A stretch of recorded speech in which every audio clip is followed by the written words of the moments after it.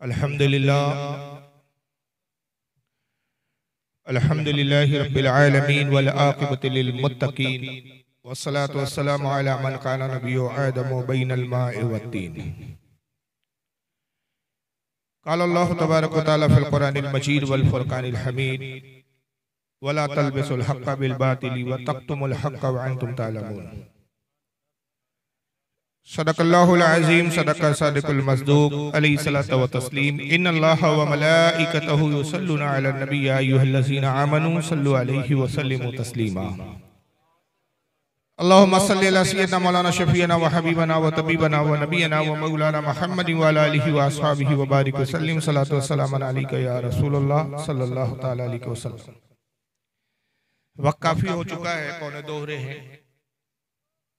मेरी रवानगी तो वैसे सुबह 12 बजे दोपहर में है। आप जितनी देर सुनना चाहेंगे मैं खिताब करूंगा। उमूमन मेरे खिताब 2.5 घंटे 3 घंटे भी होते हैं। अभी आपके ज़ौक़े समात पर है कि आप कितने देर मुझे बर्दाश्त करते हैं। बहरहाल आज की जो बज़्म है शब महराज के ताल्लुक से है, लेकिन मुझसे कबल हमारे खतीब अहले सुन्नत महराज पर काफी बेहतरीन गुफ्तगू फरमा चुके हैं और तंजीम की तरफ से जो मुझे उन्वाना दिए गए वो थोड़ा हटकर है, उसका ताल्लुक अकायद से है। इस्लाम के दो शोबे हैं, एक है अकायद और एक है आमाल। आमाल में यह है कि नमाज, रोजा, हज, ज़कात, सदकात, खैरात, इबादत है, जितने भी नेक चीजें हैं, नेक काम करते हैं आप, वो सब आमाल में आती है। लेकिन अमल से पहले आता है, आमाल से पहले आता है अकायद, अकीदा। अकीदा ये है कि अल्लाह ताला के ताल्लुक से हमें कैसा तसव्वुर रखना चाहिए, क्या मानना चाहिए, क्या नहीं मानना चाहिए, रसूलुल्लाह के बारे में हमें क्या मानना है, क्या नहीं मानना है। इन चीजों के इल्म का नाम है अकायद का इल्म। और अकायद की अहमियत इस्लाम में ऐसी है जैसे इमारत के लिए जमीन की अहमियत है कि बगैर जमीन के कोई भी इमारत, कोई भी बिल्डिंग कायम नहीं रह सकती, वजूद में नहीं रह सकती। बिल्डिंग के लिए, किसी इमारत या मकान के कायम के लिए, उसको कायम रखने के लिए जमीन की सख्त जरूरत है। और आप जानते हैं कि जिस जमीन पर इमारत बनाई जाती है, जमीन का मजबूत और पुख्ता और ठोस होना बहुत जरूरी है। अगर जमीन में पिलपिलाट हो, कमजोरी हो, तो कितनी ही आप शानदार इमारत तामीर कीजिए, कितनी ही अच्छी इमारत बनाइए, कितना ही अच्छा उसमें मार्बल लगाइए, दीवारों पे कितनी अच्छी फिनिशिंग कर लीजिए, कितने बड़े बड़े झूमर लगा लीजिए, बेहतरीन डेकोरेशन आप घर में कर लीजिए, लेकिन जमीन, जिस जमीन पर आपने बिल्डिंग तामीर की है, अगर वो मजबूत नहीं है तो एक मामूली सा झटका, मामूली सा जलजला भी उस बिल्डिंग को गिरा देता है। तो ये जो बिल्डिंग है ये आमाल है गोया, और जिस जमीन पर वो बिल्डिंग कायम है वो गोया अकायद है। सारे आमाल का दारो मदार अकायद पर है। अकायद सही है तो आमाल भी मजबूत है, आमाल भी कबूल है, और अगर अकायद कमजोर है तो कोई अमल भी काम आने वाला नहीं। आप कितनी ही इबादत कर लीजिए, कितनी ही नमाजें पढ़ लीजिए, लेकिन अकीदे में जर्रा बराबर भी कमी और पेशी है तो आपके सारे आमाल क़यामत के दिन बर्बाद हो जाएंगे। वक्त ज्यादा नहीं है कि हम इसकी बहुत सारी मिसालें दें। मैं सिर्फ एक मिसाल लेके गुजर जाऊंगा कि इब्लीस इतना बड़ा आबिद और जाहिर था, इतनी इबादत करने वाला था कि उससे ज्यादा रुबे जमीन पर आज तक किसी इंसान ने इबादत की ही नहीं। सारे इंसानों की इबादत भी अगर मिला दी जाए तो इब्लीस की इबादत के बराबर नहीं हो सकती। उलमा इकराम फरमाते हैं कि 90 करोड़ साल उसने अल्लाह की इबादत की। 90 करोड़ साल तो अभी दुनिया की हमारे इंसानों की उम्रें नहीं है जब इंसान का वजूद जब से हुआ। हज़रत आदम अलैहिस्सलाम से इंसान का वजूद है, और जो तखमीना निकाला गया कि हज़रत आदम को जमीन पर आए हुए कितने हैं तो 7,500 साल का अरसा निकलता है। तो 7,500 साल तो सिर्फ इंसान के वजूद को हो रहे हैं दुनिया में आए हुए। इब्लीस चूंकि जिन्नात में से था, हज़रत आदम से बहुत पहले उसकी पैदाइश हो चुकी। 90 करोड़ साल इबादत की, लेकिन नबी की शान में अदना सी तौहीन की, सजदा करने से, नबी की ताजीम करने से इनकार किया। 90 करोड़ साल की इबादत तबाह बर्बाद हो गई। वजह क्या थी? इमारत तो बहुत शानदार बनाई, 90 करोड़ साल तक अपनी इमारत आमाल की तामीर करता रहा, लेकिन अकीदे की जमीन पुख्ता नहीं थी। तो जब इब्लीस के 90 करोड़ साल के सजदे काम ना आए तो अंदाजा लगाइए कि अगर कोई हम में से नबी पाक की शान में जर्रा बराबर भी तौहीन करे तो उसके अकीदे की जब कमजोरी हो तो उसके अमाल कैसे कायम रह सकते। अब अकायद क्या है, हम कैसे जाने कि किन अकीदों को मानना है, किन अकीदों को नहीं मानना है। इसके ताल्लुक से रसूलुल्लाह सल्लल्लाहु अलैहि वसल्लम ने हमारी रहनुमाई फरमाई और आका सल्लल्लाहु अलैहि वसल्लम की बहुत सारी इस ताल्लुक से हदीसें, मैं सिर्फ 2 हदीसें आपको सुना देता हूं जिससे समझ में आ जाएगा आपके कि अकायद कहां से हमें लेना है, अकीदा किससे अखज़ करना है। एक हदीस पाक में है कि अल्लाह के नबी सल्लल्लाहु अलैहि वसल्लम फरमाते अस्हाबी का नजूम फबिअय्यिहिम इक्तदैतुम इह्तदैतुम। सरकार ने फरमाया लोगों मेरे तमाम सहाबा आसमान में चमकते हुए सितारों की तरह है।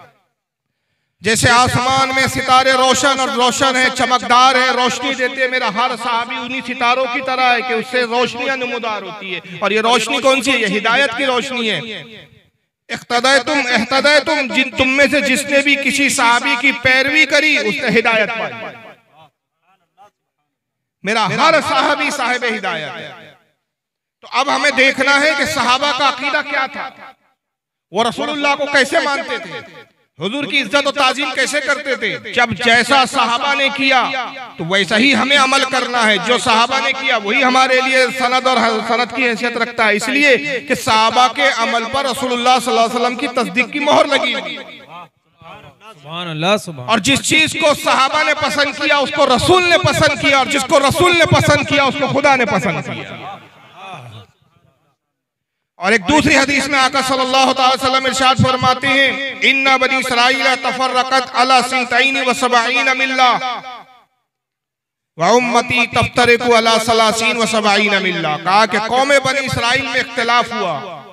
मूसा अलैहिस्सलाम की जो कौम थी, हम मुसलमानों से पहले जो कौमें गुजरी उसमें एक बड़ी कौम थी बनी इसराइल, जिसमें सबसे ज्यादा अंबिया इकराम पैदा हुए, सबसे ज्यादा अंबिया इकराम तशरीफ लाए। हजरत इब्राहिम अलैहिस्सलाम के बाद से लेकर रसूलुल्लाह के दरमियान में जितने अंबिया और पैगंबर आए सब बनी इसराइल में आए। हजरत इस्माइल के बाद सीधा सिर्फ रसूलुल्लाह है। इस दरमियान में कोई भी पैगंबर बनी इस्माइल में नहीं है। 2 कबीले थे, बनी इसराइल और बनी इस्माइल। बनी इसराइल का ताल्लुक हजरत ईसा की नस्ल से है और बनी इस्माइल का ताल्लुक हजरत इस्माइल अलैहिस्सलाम की नस्ल से। रसूलुल्लाह हजरत इस्माइल की नस्ल में पैदा हुए। तो हुजूर और इस्माइल अलैहिस्सलाम के दरमियान में कोई पैगंबर नहीं है बनी इस्माइल में, लेकिन जितने अंबिया आए ईसा अलैहिस्सलाम तक, सब हजरत ईसाक से लेकर ईसा तक जितने पैगंबर है, हजरत मूसा है, हारून है, जितने पैगंबर है, अक्सरियत पैगंबर की बनी इसराइल में पैदा हुई। मगर हुआ क्या, इतने अंबिया आने के बावजूद इस कौम में इख्तिलाफ हुआ। हर जमाने में फिरके बनते गए इस कौम में। तो हुजूर फरमाते हैं कि इन्ना बनी इसराइल तफर्रकत अला सिंतैन व सबईन मिल्ला। कहा कि बनी इसराइल में इख्तिलाफ हुआ तो बनी इसराइल के लोग फिरकों में बटे और उनकी तादाद हो गई फिरकों की 72। वो 72 फिरकों में बटे। वह तफ्तरिकु उम्मती अला सलासीन व सबईन मिल्ला। और मेरी उम्मत में भी इख्तिलाफ होगा, मेरी उम्मत में भी आपस में टकराव होगा, झगड़ेंगी मेरी उम्मत, और झगड़ झगड़ के लड़ के टुकड़ों में बटेंगी, गुरों में बटेंगी। और जब गुरों में बट जाएंगी तो उनकी तादाद कितनी हो जाएंगी? 73 होंगी। बनी इसराइल 72 हुए थे, मेरी उम्मत 73 फिरकों में बटेंगी।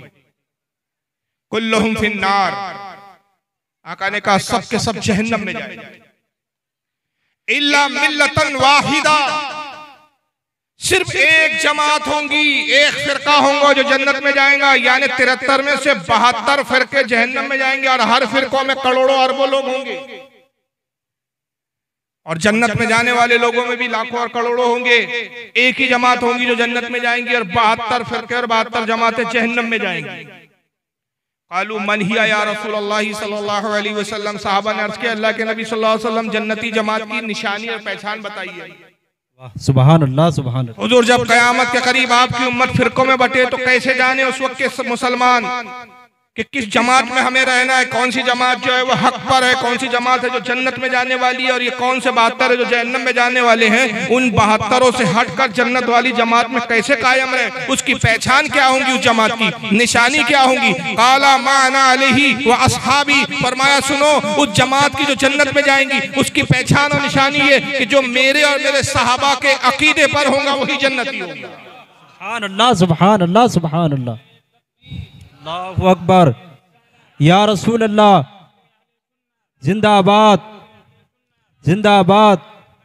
अल्लाहु अकबर। तो अंदाजा लगाइए कि सहाबा का जो अकीदा, उस अकीदे को जो जमात अपना लेंगी वही जन्नती है। अब मैं बहांगे दो दलाइल के साथ, दलाइल की रोशनी में, हकायक की रोशनी में, बिल्कुल हाथ कंगन को आरसी क्या चैलेंज के साथ ये दावा करते हुए कहता हूँ, खुदा की कसम इस वक्त जितने भी फिरके हैं और जितने आइंदा होने वाले हैं, हम नहीं जानते आगे कितने फिरके होंगे, जितने हैं उतने हमें मालूम है, उन तमाम फिरकों में और आइंदा होने वाले तमाम फिरकों में सिर्फ जो जन्नती जमात है वो अहले सुन्नत व जमात है, जिसको इस जमाने में मसलक के आला हज़रत के मानने वालों की जमात कहते हैं। सुभान अल्लाह, सुभान अल्लाह, सुभान अल्लाह। नारे तकबीर, नारे रिसालत, मसलक के आला हज़रत